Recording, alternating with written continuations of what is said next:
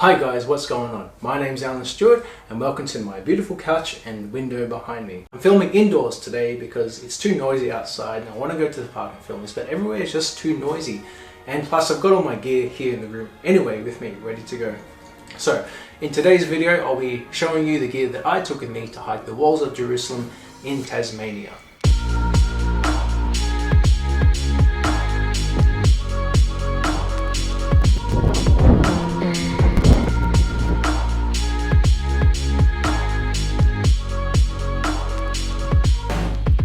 Now, if you're not familiar with the weather conditions in Tasmania, one day it's a sunny, beautiful 25-degree day, and then the next day it's a 50-kilometer-hour winds with snow and sleet blowing in your face, and it's 4 degrees, so you're going to be prepared for changes in the weather like that. So the gear that I've included in my gear list today is designed to handle such situations. So the way this video is going to work, I'm going to start off with my big three. So I'm going to go over my pack, my sleeping gear, and my shelter system, and then I'll move on to smaller things like my cooking systems, electronics, and so on. And at the end of the video, I'll be showing you my base weight. If you wanted to skip ahead in this video, please do so. There's chapter markers in the description below.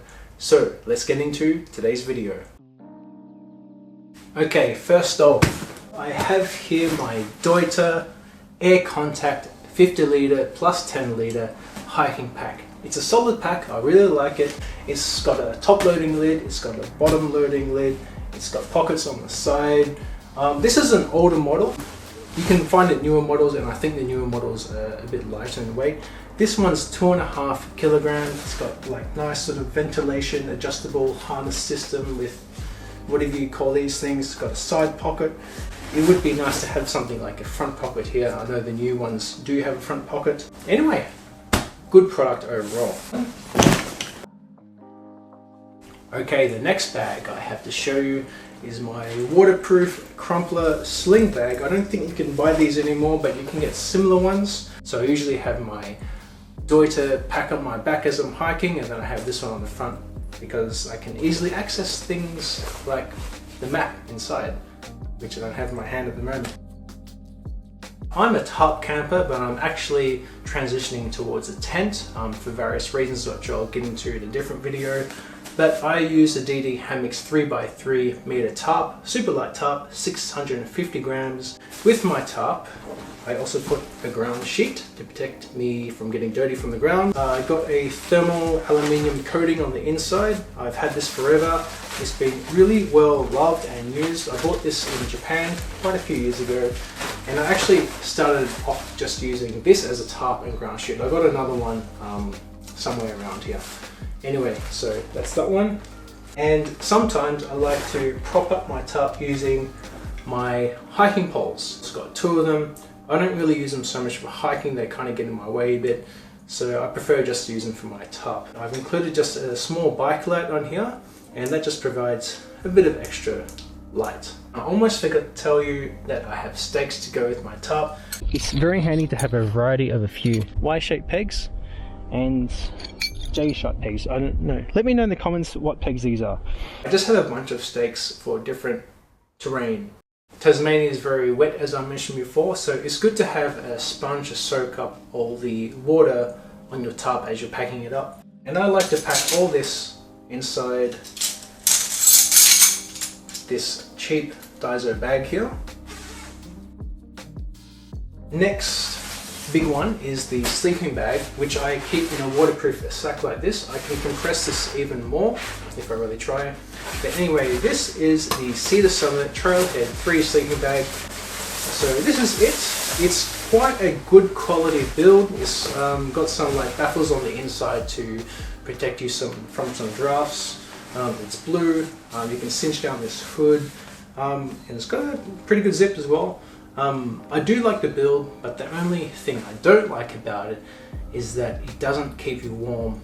So I did experience a few nights where it did get to about -1 and I was still cold, and I had to layer up with my Bivy sack over the top, and I was even wearing a synthetic jacket inside, and I was still cold. I had to throw in some hand warmers into my sleeping bag just to keep me warm. I have written to Cedar Summit about this, but they haven't gotten back to me with a resolution yet. Anyway, moving along.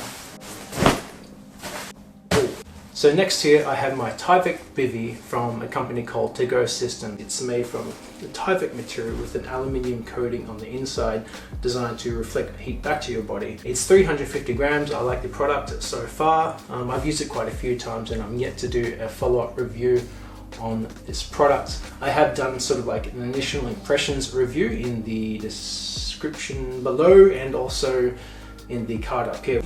Check out those videos if you want to know more about this Tyvek Bivy. Now I have my Nemo Zor mattress. It's nice and wide for my shoulders. I don't like my arms hanging over the side of my mattress, so that's wide enough for me. I'll put the specs up here for you guys to see.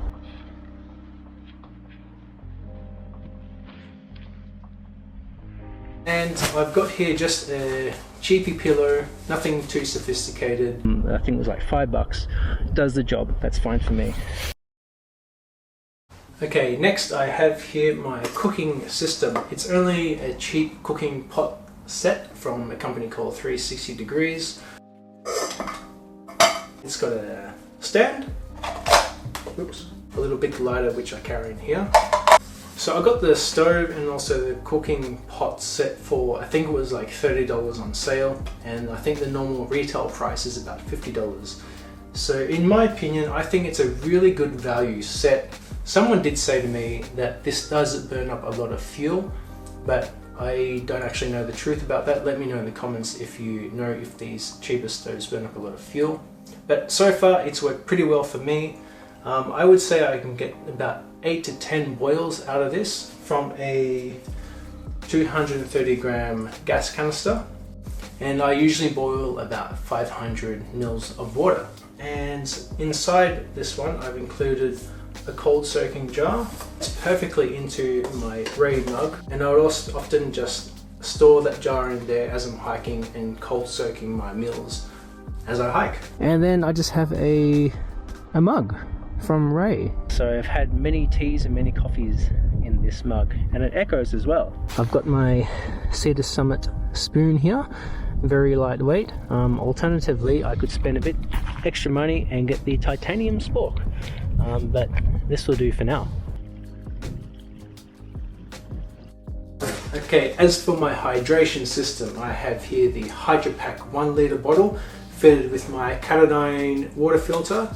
And I also have just a 1 litre bottle similar to the smart water bottles which you'd find in the US, and this also has a drinking cap. It's very lightweight as well and BPA free.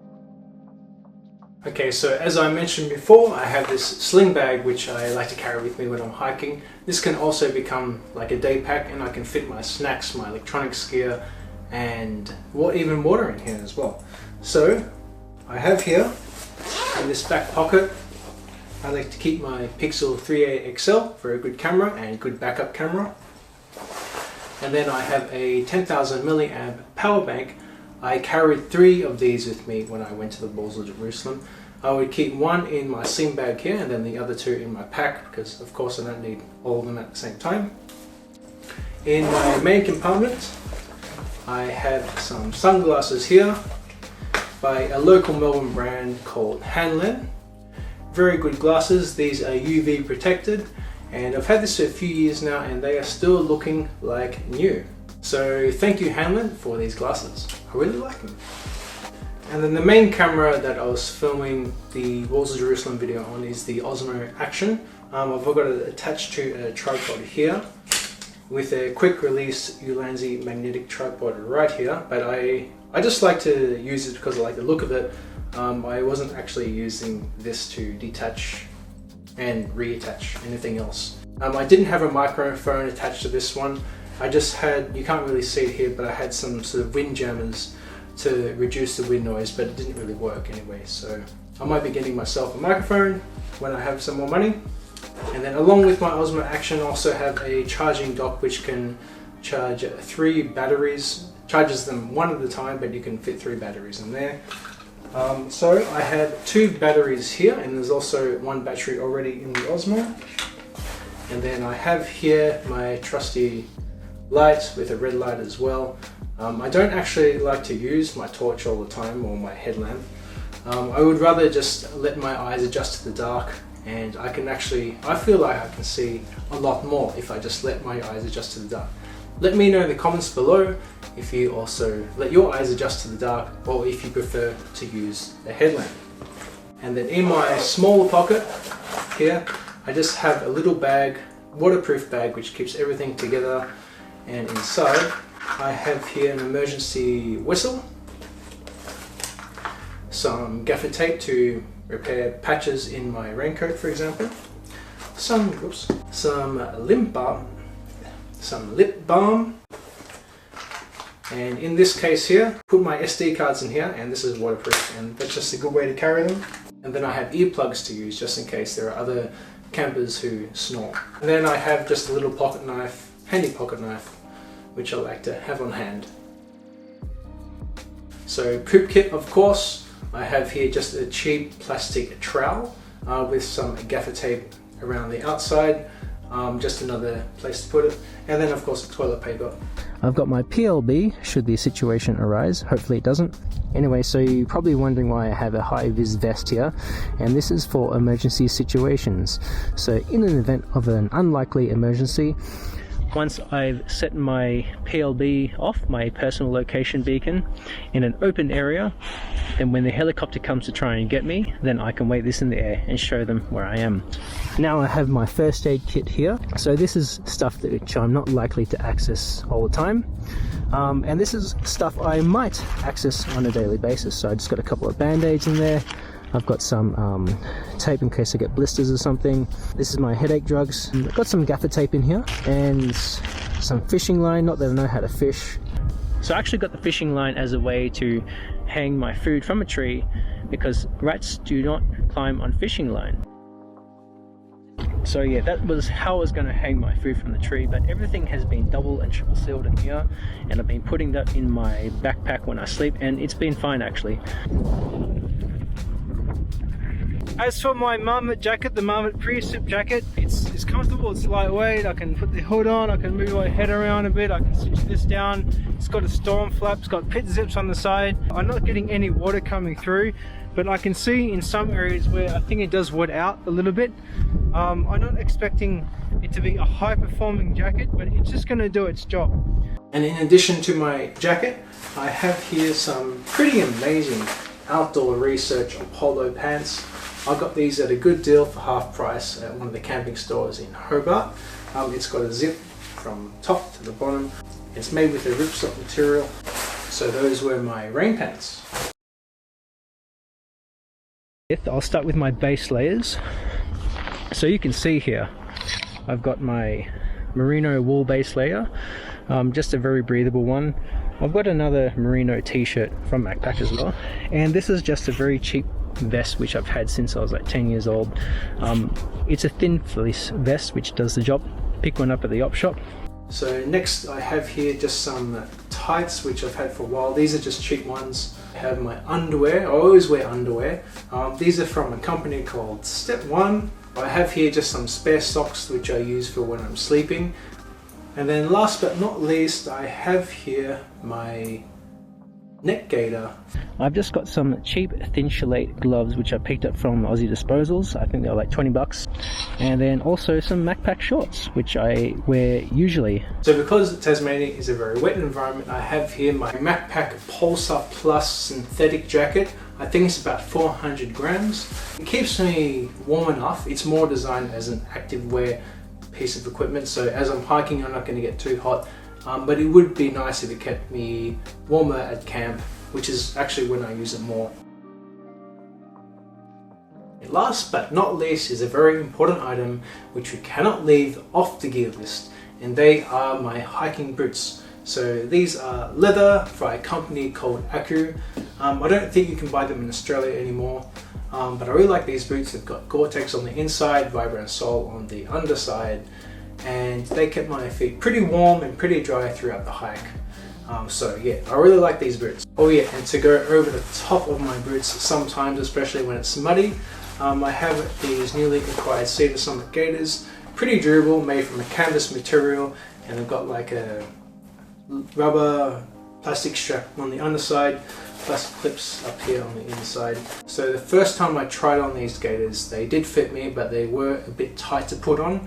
But as I wore them more and more, they did tend to loosen up a bit. Alright, so that is it for today's video. I think I've included all the gear which I took with me to Tasmania. If you have any questions about my gear, let me know in the comments section below and I'll do my best to answer them. Otherwise, if you want to see the gear in more detail, I provided a link in the description, so check it out, and that will take you to a website called Lighter Pack, and you'll see all the weights of all the individual items which I included in my gear list. And before I close the video, I just want to say you don't have to copy all the gear which I took with me to Tasmania. This is all the gear that worked for me. I don't have the most efficient system, so I'm still learning and still figuring it all out. But I encourage you to use my gear list as a guide and as a reference point to help you better decide what gear you would like to take to Tasmania on a similar hike. So with that being said, thank you for watching this video. I hope you enjoyed it. I hope you found it useful. If you liked this video or found it useful, please give it a thumbs up and consider subscribing if you're into videos like this. So if you haven't already, check out my Walls of Jerusalem video which I put up here, and I'll see you guys in the next video.